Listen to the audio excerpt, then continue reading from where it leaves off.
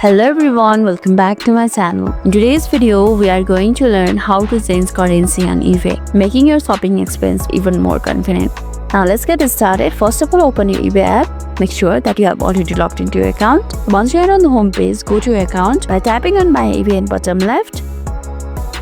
This will open your account. Scroll down to the settings, it's over here, tap on it, and then scroll down to the general section. And under the general section, you can see an option for country or region. Tap on it. Here I have switched on auto detect. Tap it off and it will open an option for country or region. Tap on it. From here, tap on the country. Let's tap on Turkey for now. Let's head back and refresh it. And now you can see changing the country automatically change the currency of all the items. And that's it. Changing your eBay currency is that simple. If this video made your day a little bit easier, don't forget to like and subscribe for more amazing tips. Thanks for watching and I'll see you in the next video.